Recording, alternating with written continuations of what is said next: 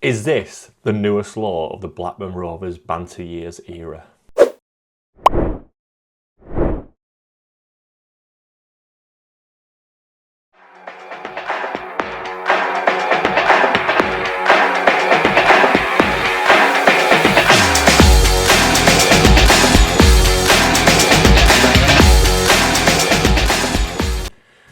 Now, we've not been very blessed with set-piece specialists in the last 5 years, I would go back to say. I think since Charlie Mulgrew left, he was probably the last one where you felt some genuine confidence every time there was a free kick that there was a chance there could be a goal. We actually look back, and the last direct free kick we actually scored was Ben Brereton Diaz away at West Brom. Before that, I think Conor McBride is the last one scored directly from a free kick at Ewood Park. Before that, it's a toss-up between Charlie Mulgrew and Lewis Holtby. I know Lewis Holtby scored a worldie in front of the Darwin end just before COVID or just after COVID. Before that, obviously, Charlie Mulgrew scored quite a few in the League One season and the Championship seasons around that as well.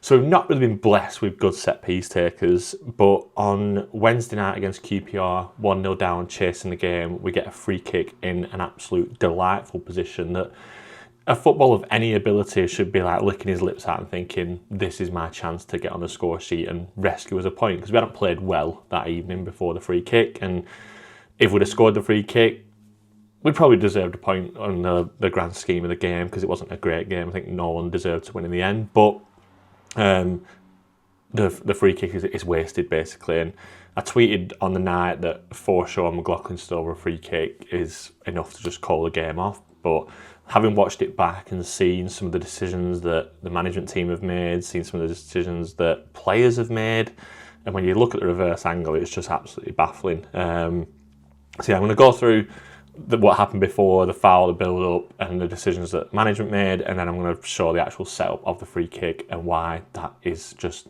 never going to work.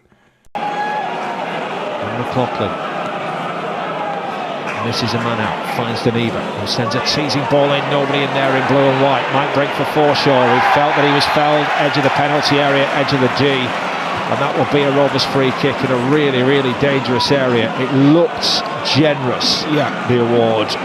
I thought that as well, but I think just before that, Deneva can be asking questions as to why he's putting a really teasing delivery like that, and it's gone all the way through to a QPR man. Can we make the most from this set piece? It's really central, it's in a good position. First off, Deneva's cross here, I don't know why he's not screaming at Ohashi and Gay, why they're not in there. Like, I talked about the Coventry game, like the last analysis, and I said it was like down to a lack of desire and not wanting to defend and not wanting to put themselves in harm's way, which Lewis Miller obviously did against Preston North End for the first goal. But 10 minutes to go, you've got to be throwing yourself at crosses like that, or you've got to at least be in there challenging the defender. Even if you give a foul away, it's better than not even being close. Like, it's a free header to head it away, and I know like those three have dropped in quite deep and QPR did that well all night. Three big centre backs, they're obviously always going to drop in and just head the ball away because that's what they're good at. For some reason, we just kept kicking it up to them. But a cross like that, the strikers should be on their men, and they're just staring, watching him head it away. 25 yards from goal. I'll be honest, having seen a replay, it looked like handball by Forshaw, and I don't think there was a great deal of contact from the Queen's Park Rangers man. Final changes for Rovers. Montgomery and Marishta go off. And coming on, Sidney Tavares and Musa Baraji. Do either fancy the free kick? It looks as though, with Forshaw having won it, he might be the man to take himself. Looks generous.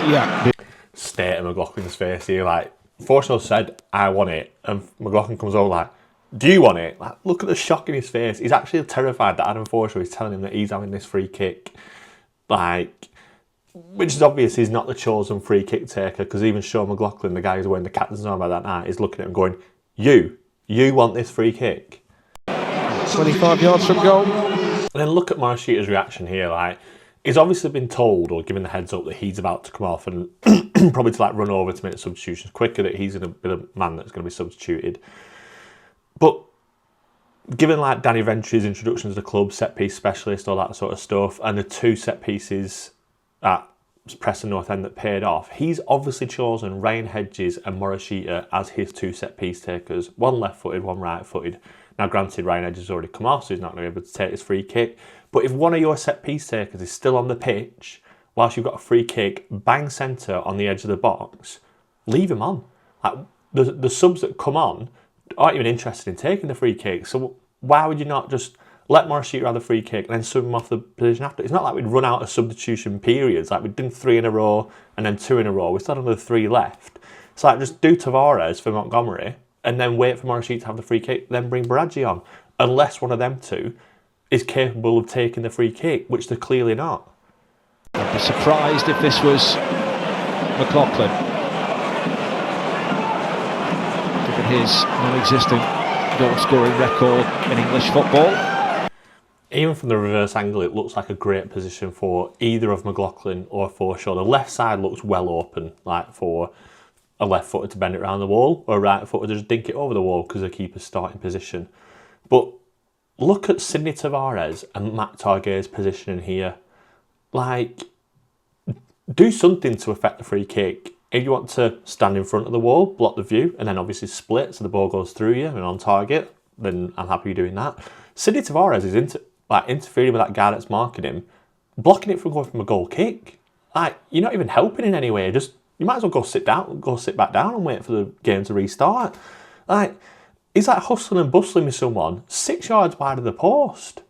And then Matt Target, when I'm taking the actual screenshot, he's like behind his player, but he's like trying to interfere so that they can shoot the goalkeeper's side. But even still, if they hit it in Matt Target's line, it's going wide. Stand like level with the post, and then the keeper has to step inside a bit, and it opens up both corners of the goal for you to shoot in. The keeper he's more or less leaning against the post here because no one's blocking his view. No one's like interfering with like the path of the ball is only going to go one way, to the left of the net, which Forshaw did, just not far enough and not over the wall. But if Matt Target steps 2 yards inside, the keeper then has to go 2 yards inside, more or less in the middle. He then has to make a decision: am I going left or right? Like the Ben Brereton Diaz free kick against West Brom, the last one we scored. He goes goalkeeper's side, but it's only because of that. The keeper not knowing, is he going to have to go over the wall? Is he going low and hard to the other side? They're the things you have to think about. But Tavares and Gay here just aren't affecting anything. And yet it's dead centre. So it could be either. Forshaw forward, takes a touch off the top of the wall, deflects behind, Rovers corner. Check state of this reaction, mate. Check the state of this reaction. You'd think the keeper had clawed it from top bin. Before we get into the actual replay and showing where it actually goes, I'll show you like the setup of the rest of the players in and around the box. But yeah, Adam Forshaw's made out like he's bent it top bin and the keeper just poured it out at the very last second. Honestly, watching back through this free kick has just absolutely killed me again. This setup here, we've got Miller at the back post, or one of the back posts. It's dead centre, so both posts. We could argue a front and back post. But you've got Miller at one side and then Dion Deneve at the other side, which, I mean, he's never going to cross it in this position. But if he did, do you want Deneve on the end of that cross? Lewis Miller, you can see that. But like, Pratt stood to the left behind the free kick taker. Surely it'd be better to have, I mean, QPR have left 2 players up front, so that's why we can't send everyone forward. But Alabiosu and Dion Deneve on the halfway line to cover would be absolutely fine. Surely Pratt's better up front than Deneve would be, and Deneve's better at the back, ready to cover for a counter-attack than Pratt would be.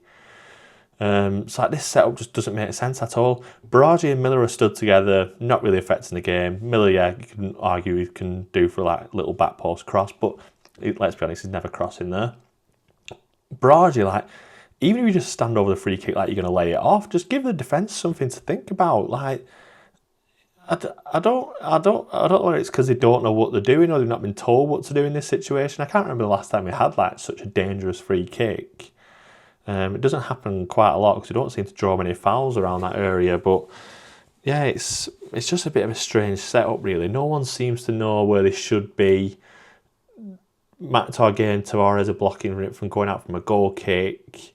Or Hashi's just kind of floating. Like, I could suppose like ready for a rebound, but if you like got players waiting for a rebound, surely you're drilling it low and hard, forcing the keeper to make a save rather than just clipping it over the wall. Yeah, it just, I don't know. There were a lot about it that just didn't really make sense and set up the taker to the end result. But yeah, let's see what actually happened. Let's see why Forshaw was so upset that they'd been blocked.